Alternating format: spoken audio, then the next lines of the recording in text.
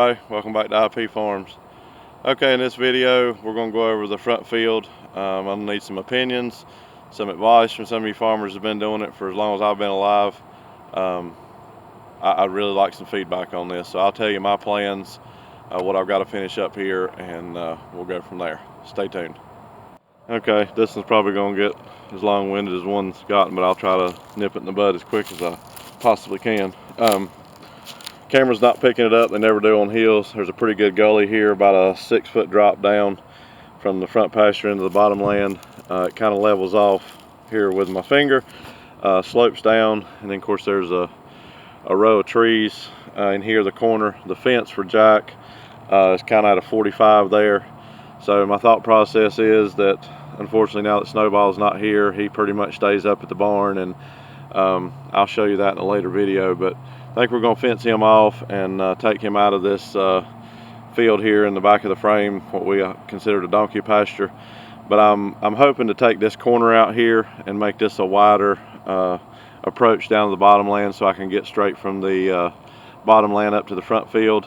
There is a row of cedar trees that goes all the way down, which is the original fence line that separates them. All that's on the tour videos.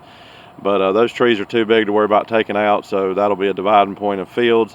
But I thought it would be easier to get in and out here to go from one to the other than going all the way around. So we've got to take out this corner here. The camera's going to be real shaky, I'm sorry. We put up a gate here last year to have access out here to the front field and for Jack. So all these trees back down the corner I was just speaking of, I'm going to take out, and then of course move this gate, and then all these trees up through here, which is just medium-sized cedar trees mainly.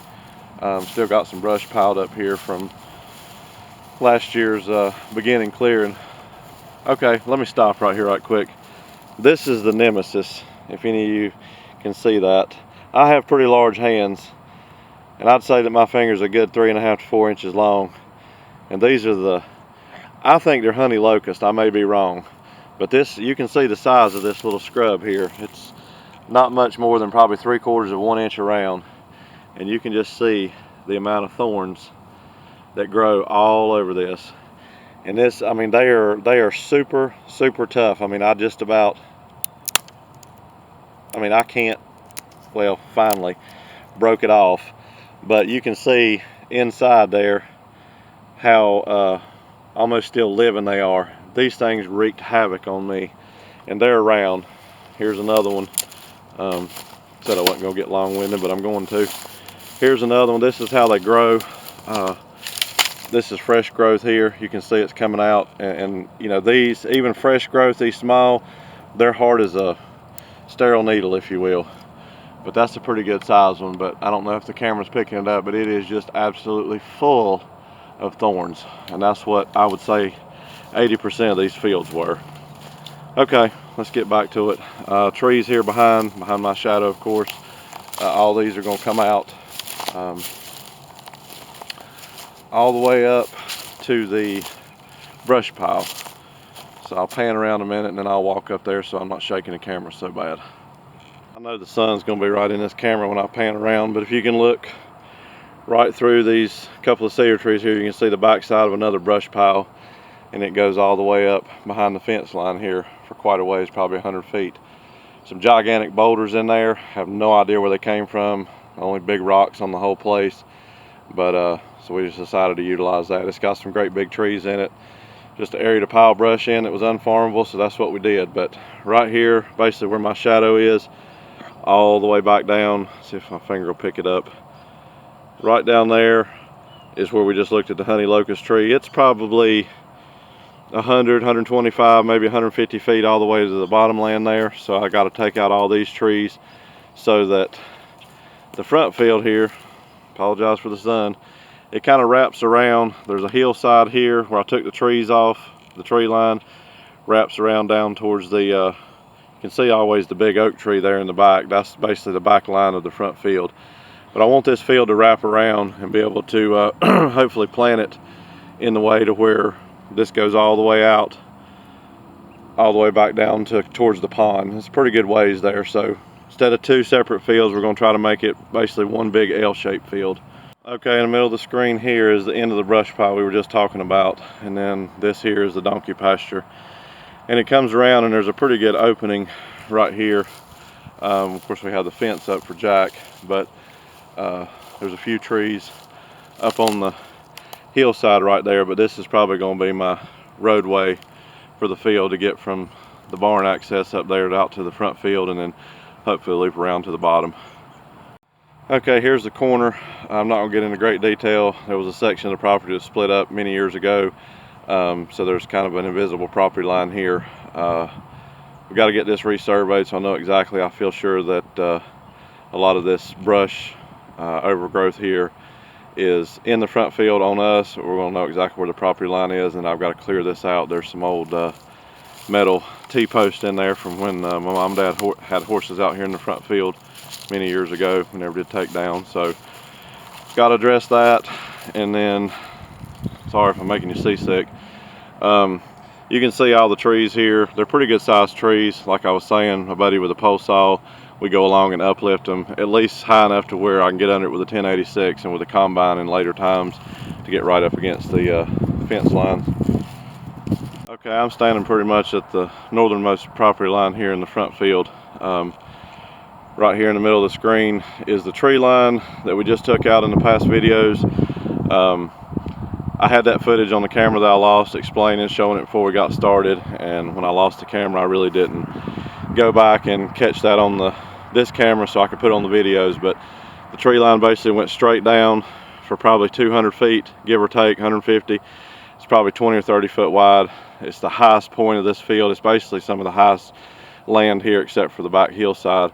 And my grandfather he kept round bales out here for his cows, and he would come in from the driveway out here and get his round bales and then go feed the cows. And he always had it roped off, or not roped off, fenced off with electric fence from the home place, and that kept the cows from getting in there when they weren't supposed to.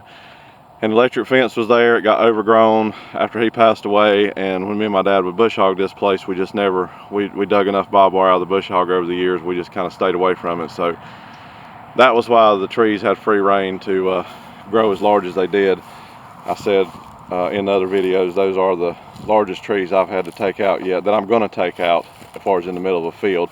So the field kind of goes down behind, and it was split here with the tree line, and then this side was there, so it basically divided the field. There was a third of the field over there, and along that tree line over there, I've got to push it back probably 12 to 15 feet back towards the fence, so I gained some more there. Here's a panoramic of the front. There's no way cameras pick it up, and I don't know why I'm asking, but it's got some roll to it here or there. There's a roll here, right here, if my finger will do it. There's a high spot back there on the back, and then it kind of slopes back down there. You can see kind of the tree line, and as you come up here to where this was, it's the high side. So I'm not sure exactly how I want to, or how I'm supposed to prep this for corn later on, so I'm gonna be a dummy and ask for any advice you guys are willing to give as far as the wind is awful. I'm sorry, you know, rows this way, because like I said, it's going to loop around, and way back in the very back corner of the screen there is about where we're going to go into the donkey pasture, and it's going to go parallel that way. I don't know why I'm doing this, because without you being here nobody can really understand what I'm talking about. But let's move on down here and get another shot. Okay, now we're on the southernmost part of the front field. The tree line here again, same thing. It needs to go back about 10 to 12 feet to get back to the fence, the property line. Here in the center of the screen, that jut out there, I see it now, it was overgrown. It's a big tree. That's the reason we just left that. I never did actually get down here and clear all the way up to the fence line, so got that to do. So that gives you a little bit more perspective on what else I've got to do here in the front field. Most of the clearing is done, especially that tree line. It's just now working the fence lines back a little bit further, and then uplifting these scrubs and whatnot, just so I can get the limbs up high enough to get the big tractor and the combine under it at some point. So a couple more things to show you and we'll wrap this one up. Okay, we'll wrap this one up. I've babbled way too much, but hopefully you guys get a better gist of what I'm talking about in the front field, and hopefully you can give me some kind of advice if you can see anything in the footage that I have. Here in the screen, I want to get this last thing You can see the water there. As you can see in the background, the brownish looking is the local agency's mess, basically. This is not our property, but what is happening is they've got everything jacked up so much that no water's draining back to the big creek. And so the water is backing up in here, which is adjacent to our property. And then in turn, it's backing up water all the way out into the bottom land. Now keep in mind, it hasn't rained here in a week and a half now, and I know we've had downpours, but I've been up here and messing around most of my childhood and adult life at different times. I know what floods and what doesn't flood. If you can get a shot of that there, I mean, that's just standing stagnated water. And ironically, when I went to crank the chainsaw up in an earlier video, due to the warm temperatures and this stagnant water, I already had to swat 2 mosquitoes. I'm sure you can see out there in that, through that, it's a pond. And back there, the brown in the background is where the local agency came through, and they've got the grade so far off, it's just jacked up our whole property and everybody else's surrounding property also. But I showed you that in an earlier video. Like I said, out there in the middle of that bottom land, water stands, it has drained down some, just basically through the ground. Of course, you can see the, I think you can see the wet spot there. That's always been there. As long as I can remember, it's a lot lower there than it is everywhere else. So I know I'm gonna have to address that with some dirt, but it's just utterly ridiculous, really. But in the first part of this video, I showed you, again, here is about a 6 or 7 foot drop down to what we consider the bottom land. And this is my grandfather's garden, right in this area. It basically backed up to the big oak tree there, and then went over most of this dirt that you see here over to about that tree. He had a large garden, went all the way over. The cows couldn't get in there, so I remember coming out here many times with him picking beans and ears of corn and whatnot. Enjoyed that. I wish I got to spend more time with him, but okay, I'm not going to keep you guys any longer. Something totally different here. I wanted to show you what I'm up against here in the front field, what I've been talking about, what I've been doing. Asked you in an earlier video about the clearing stuff. If you guys want to see more out here in the front field to get it ready, I mean, I have to get all this stuff done and get these trees under control before the vegetation comes back, so that I'll be ready to start turning dirt here. And you know, I don't think planting's going to happen this year as much as I, you know, would love it to, but I've got to get these fields under control if I don't do anything else than get all these honey locusts and underbrush and everything else gone, and get it disc up and just plant it back in some fescue grass or something for right now, something I can mow real pretty till I get everything in line to get it planted. So hopefully that doesn't discourage any of you. Work in progress, a couple hours every afternoon here or there, and on the weekends that's about all I've got right now. So anyway, thank you all for watching. Please consider subscribing if you haven't already. Thumbs up if you like the video, thumbs down if you don't, I understand. Share it with anybody you feel comfortable with, get it out there, social media, with other people, other channels, family members, whatever. It does help me out. Not after this for the fame and fortune by no means, but it seems like there are certain people that are really interested in what I'm doing here, and I really enjoy making the videos, so we can all work together, it'll keep going just fine. If my channel never grows, I'm happy with it. And apologize for all the footage this week on the old camera and the wind noise and the shakiness and whatnot. We'll see what we can do about that here soon. Until next time, thank you.